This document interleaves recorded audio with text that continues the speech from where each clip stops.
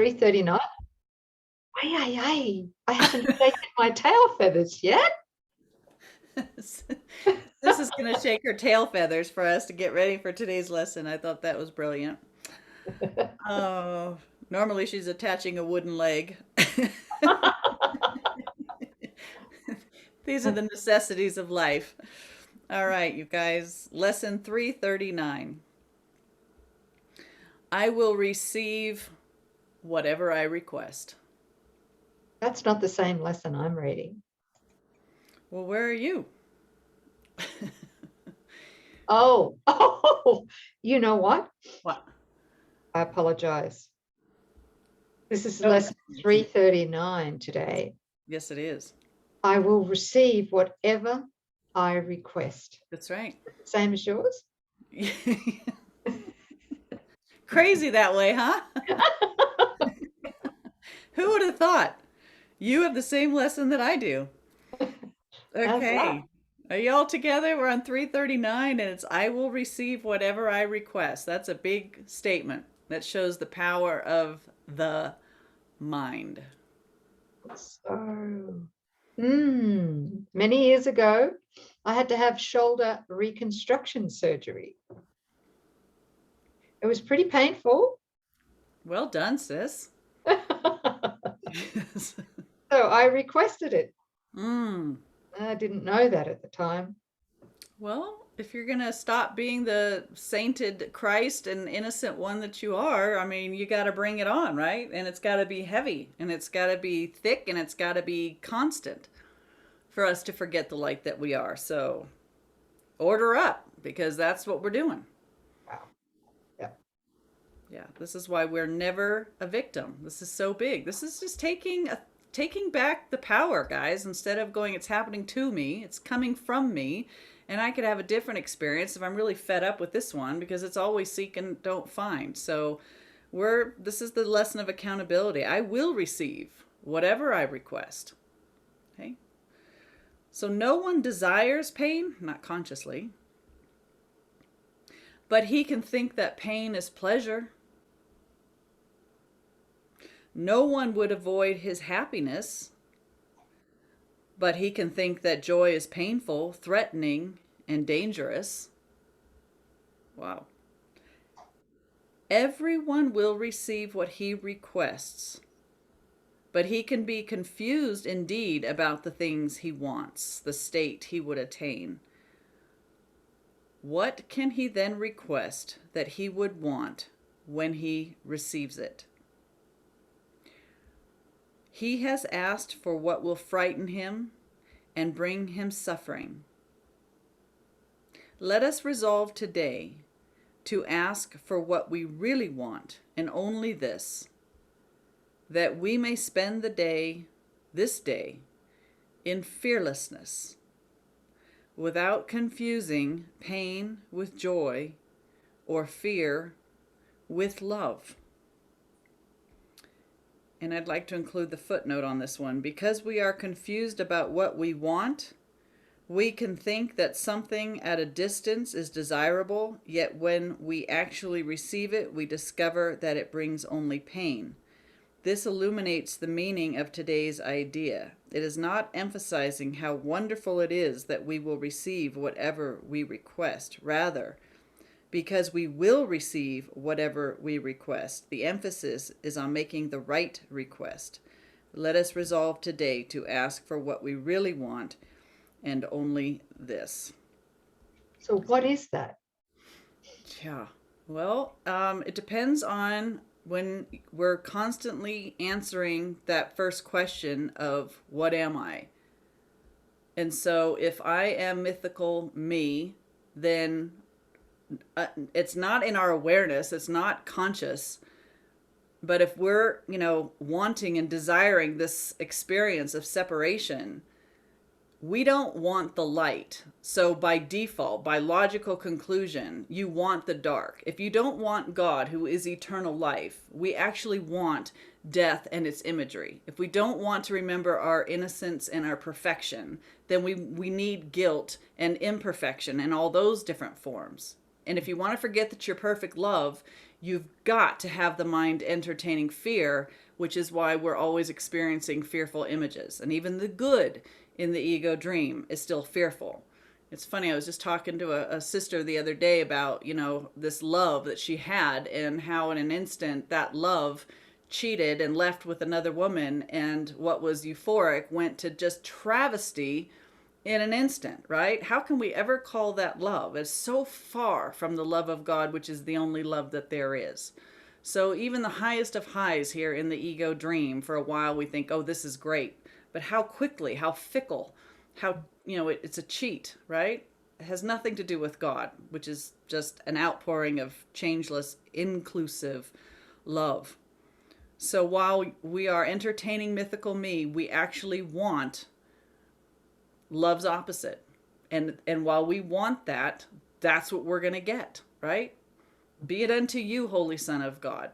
So your decision about what you are, what you want yourself to be, is the world that you're going to perceive and experience. So, at a practical level, then the idols in the gap, everything the ego world hails as being, life. Yeah. Here in the dream. Grab it while you can, because life is so short. Fragile. Death is coming. Yep. Yeah. Yeah. So all of those idols, we have to look at that, because the underpinning for all of those idols in the dream is fear. Fear itself. Substitutes for God, which we know on some level, we know that we're trying to live apart from God, make a world that God's not invited in, and we're trying to set up idols to replace, what God is. And while we're doing that, that's the guilt. I really saw this the other day. And it's that we took this amazing gift from God, co-creation. We took this gift that God freely gave to us, his beloved Son, to go and extend. But we took that and we turned it on God and said no to God. Not your will anymore, my will. So I'm going to take your perfect gift and I'm going to make a world where you're not invited. And I'm going to make substitutes for you. I'm going to make my own kind of love. I'm going to have my own kind of life. And by the way, because this is the law of opposites, the greatest idol here in the dream is death, right? So this is a full-on attack on God when we're willing to be honest about what it is that the ego is doing. So while we identify with mythical me, we're identifying as the ego, and the ego is an attack on God. And that's the source of the guilt in our mind. This is what we don't want to look at. But while we're busy here having a world apart from God, it's all these defenses against coming home to God, right? These are our idols. I don't want to know God. I want to be a better lawyer. I don't want, God's abundance. I'm going to have my own private bank account. I don't want your love. I've got my spouse, right? Special love. But every time we do that, we know on some level what we're doing. And the outcome is guilt in the mind. And it's that guilt in the mind that attacks the body and kills it. Body's neutral. It's not doing it to you. It's simply dying under the orders of guilt that the mind's just pouring out onto it. So, are we to look at this with judgment and go, oh, and be all heavy? No, because the dream hasn't occurred. We need to forgive the idea of separation. Thank God it's never occurred. And recognize that the ego's thoughts aren't our thoughts. We simply fell asleep. The dream was fantastic. And we imagined that the dream figure was, your identity for a while. But that's all that needs to be awoken from through forgiveness and accepting the atonement. It never made it real. It didn't actually occur. Thanks, sis. So this prayer should include that, what you've just said here, huh? Yeah, Father, this is your day. It is a day in which I would do nothing by myself but hear your voice in everything I do. requesting only what you offer me, accepting only thoughts you share with me.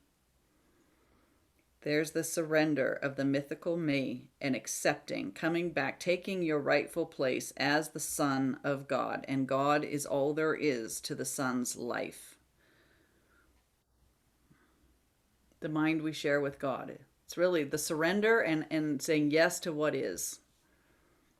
You know, thanks, sis. And with this lesson, I will receive whatever I request. He's, as you stated beautifully before, we don't know the difference between pain and pleasure through the ego, have no idea, because the central, I guess, the central idol that we've become hypnotized by is the idea of that we are a body. Mm-hmm. Because without that idea, without belief in that, then we couldn't be confused about pain and pleasure. Mm-hmm. Right? That's it. Yeah, Right. you couldn't experience the gap or anything in it without the first belief that you're a body. That's the thing. Mm-hmm. And I have a quote here from chapter 27. I love that chapter, by the way. Yeah, it's a goodie. Chapter 27, section 6, and this one's from paragraph 1. Pain demonstrates the body must be real.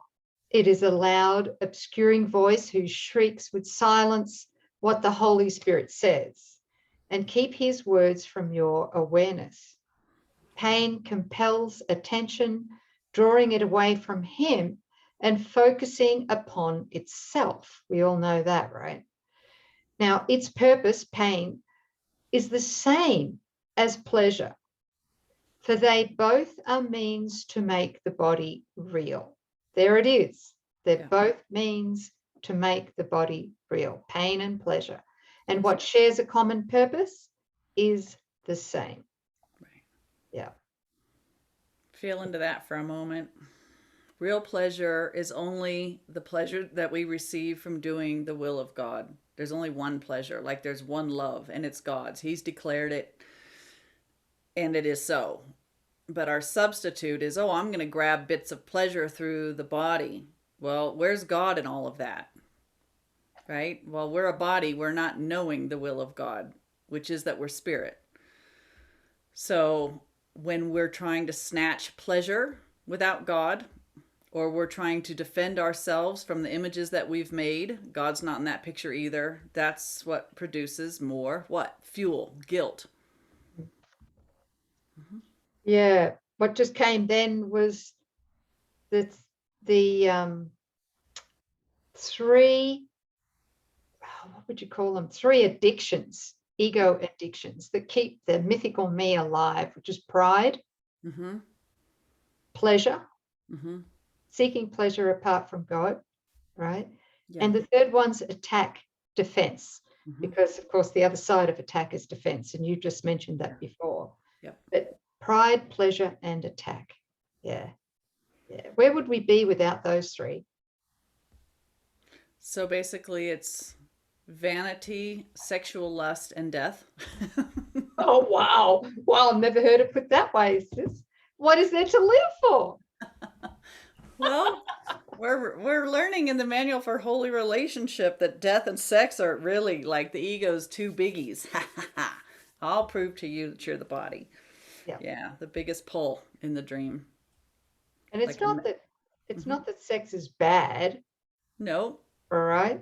It's just that when you really dig in deep, the desire for lust, not love, right?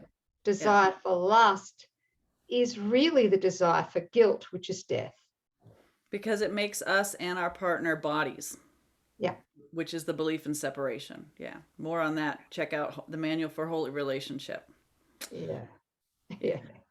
We're actually studying the chapter right now, which is almost 100 pages on sex, what Jesus says about sex. Yeah. But not many people are interested, so I don't know why. Change subject. Okay, so we go on. We have a blog. What No, the? I said we have a blog for this lesson. No, we don't. We do. Oh, for this lesson, I thought you meant sex. See, I have a one-track mind. Oh, Sis. Okay. I don't remember a blog called Sex, but yes, go ahead. yeah. Um, yeah, there was something here that we do have a blog, but I've also got a little note here. Okay. And I don't know whether we should share it with this one or not. Okay, I'll share it. We either see the body or we see the Christ. Another way to explain this is we either want to see guilt, blame, etc., or we desire to seek complete innocence. We have to want to see one or the other. The sight of one eclipses the other entirely. And when we judge someone, we conclude that they are the body. I didn't know, it took me 20 years of studying Course in Miracles before this one dropped in, right? Because I thought I could judge somebody without seeing them as a body. I think a lot of us do, right? But every time we judge someone, we're seeing them as a body. Right. And we can't see them as a body without also condemning ourselves as a body. Right. Because right? only the body sees another as a body and then judges that one. So as we reduce our brother who's the Christ to their body, it is the sign. It's because we want to be a body. Yeah. Yeah. Thank you for clarifying that, sis. Oh, you're right on it. Thanks, sis. That's good. Yeah. That's so important. And two short quotes from the first one's from chapter 20, section 7. It is, capital is, it is impossible to see your brother as sinless and yet to look upon him as a body. Who sees a brother's body has laid a judgment on him and sees him not. He does not really see him as sinful. He does not see him at all. Is that powerful or what? He doesn't see him at all. That's it right there. That is it. And you know, the whole reason that we're so insistent on being bodies is because bodies don't join. Bodies cannot experience a holy instant. It is not possible. Minds only can join. Bodies cannot. So the whole point, while we're heavily invested in seeing ourselves as a body, all of our judgment of our brothers to keep them as bodies is to make sure that no holy instant arises in which the memory of union and therefore of God can occur. That's it. We're not seeing a brother at all while we even look upon him as a body, that let alone lust for that body. If we're looking upon a brother as a body and we've made that judgment that my brother is reduced to a body and that's him, I cannot join with him. Sis, going deeper into this, thank you so much, is that if I went, and I've spoken about this before, but when my daughter nearly died, my confession is I saw her as a body. Yeah. I was in extreme fear, terror. I was so worried about her. But then, of course, when I prayed about this,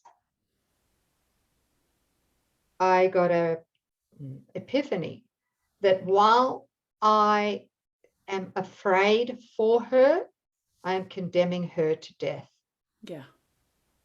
So I was seeing her as a body and condemning myself as well. So that was a huge atonement process for me, which, of course, in the end, the outcome were many, many miracles, including that she recovered quite miraculously. Once you freed her from, you guys see that every special relationship dynamic, and one of the biggest ones is a parent-child. What's underneath that, underlying it is, I'm going to be the parent, you're going to be the child. And we have this role. Think of it like a lazy 8. There's a dance going on between each one of us and our special relationship partner. And the whole point of that is to keep roles and bodies as reality, right? So mothers worry about their children, and that's deemed good parenting and being a loving parent. Mhm. And yet it's full on attack because, which is blasphemous to the ego. How dare you, Coreen, say that? But it, when you look at it, to keep the Christ that the child is confined to a body places that body under all the laws of the ego. So attack, accident, disease, abduction, all of it. It's open season. While we want to keep the child limited and we want our limited role in a body as the parent, right? But how the most loving thing is in the recognition that this is a whole-souled, individuated expression of God here for their learning experience, and I'm cutting the ego cord so that this one can experience its reality. Because while I make demands on them to be a body and to keep that certain role, I'm imprisoning them and myself. How devious, right? Mm. A lot of people don't want to look at that one either, but that's what's underlying it until it's not, until it's been forgiven. Thank you. I just lost a lot of friends. Did you? No. Oh, Stay we with did, you guys. Just yeah. Yeah. Well, a lot of people, their whole identity comes from their role as a parent, and without that, they wouldn't know who they are. So that's very threatening. It is. Yeah. Yeah. To And the that's ego. okay. To the ego, not Right. to truth, right? Yeah. There's one more quote that I'd like to finish with, which comes from chapter 15, section 9. Mhm. Limit your sight of a brother to his body, which you will do as long as you would not release him from it, and you have denied his gift to you. His body cannot give it, and seek it not through yours. Yet your minds are already continuous, and their union need only be accepted, and the loneliness in heaven is gone. Beautiful quote. That really supports what I just was That does, doesn't it? trying to describe it. Yeah. Yeah. Receive the gift of the continuity of communication beyond bodies with your brother or sister who you are calling your child. Yeah. Receive the gift there by releasing that dynamic. Yeah. So beautiful. So do That's we have a gift to give? always. We do. Do we have a recommended blog? Oh, yes, we do. It's entitled The Grandest Illusion of All Time. You want to say anything about that, sis? It's a bloody good read. It's down in the show more and description box in the list of resources at the top. Get it while it's good. Yeah, And I that's mean, it's the always author. good, but get it while it's there. It's always- yeah, you're funny. It's an audio, but if you're a reader like me and you don't like audio, just scroll up and you can read it or print it out or whatever. Yeah. Yeah.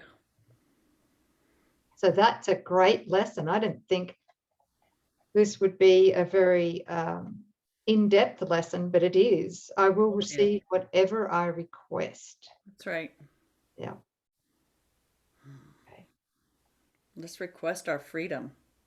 Yeah. Let's request the storehouse of treasures and our inheritance that we've been denying ourselves by the belief that we're separate. Let's stop that shit. Yeah. Okay. Lesson 339. Thanks, family. Thanks for joining us. Thank you, sis. And thank you, beautiful family. See you next time. Yeah.